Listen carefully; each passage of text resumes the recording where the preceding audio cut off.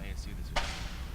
Well, you always throw out the records with those guys. They're very good. They were picked to finish fourth in the conference. We were picked ninth. The poll just came out. We're 18th in the poll. They're 19th in the poll. Of course, UCLA's 20th in the poll. So we're playing ASU and UCLA this week. But they're good. I mean, they're balanced. They have a really terrific setter, one of the league's top hitters with Macy Gardner. It should be a pretty good match. We're hoping that we can come and make sure our crowd's here and we're ready to go. How do you describe Gardner's play? She's really athletic, physical player. Even though she's maybe 5'11", she looks like she's about 5'9", but she's actually a little bit taller than what she looks. But she plays very big, and she's rarely athletic. Can get up and just stroke it. Brings a lot of heat, good range, passes. Very similar to Maddie. Different type of player than Maddie, but brings the same type of game to Maddie. Plays the same type of role as Maddie does on their team as Maddie does for us. Yeah, it was such a close game last year when we played. I think it was the last match of the year here. So close.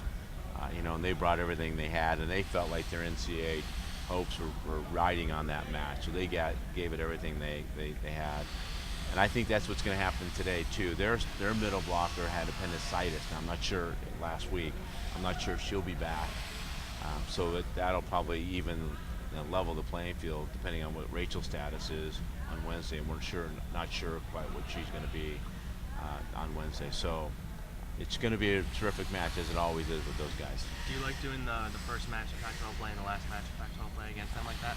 I wouldn't mind if the match was on a Friday or a Saturday. I feel like, we would probably get 3,000 to 4,000 people if we were able to host it on a weekend. So that's a little frustrating. When we're at their place, of course, it's on a Friday night. But it's the Friday night of the ASU U of A football game. But it'd be nice. But I don't, playing those guys is terrific. Just adds to the kind of the drama and the excitement of the opening of conference. How do you duplicate the defensive effort that you guys put up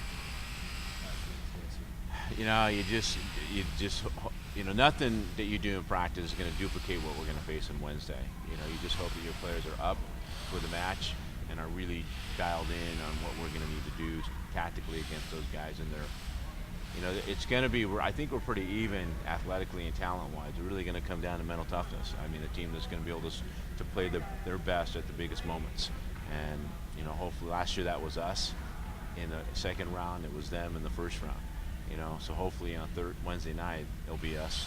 And we walk out the winner. But at this point, it's really a toss-up on who's going to end up being the one that walks out the winner. Are there any adversities that you're looking forward to with ASU that you didn't see against some of the mid-major teams? They're going to be more talented. They're going to be better. We're going to have to stop their opposite. Brio Bailey is a real deal. I mean, she's terrific, really, really good. And then you got the two outside hitters, and Gardner's great. Their two middles are good. The one middle is going to be out. But the girl that they have replacing her is really solid. And then the other one's a 3-year starter. So you have a lot of experience. The liberos is a freshman. But based on the scouting that I've done, she's been pretty solid. So she's not really playing like a freshman.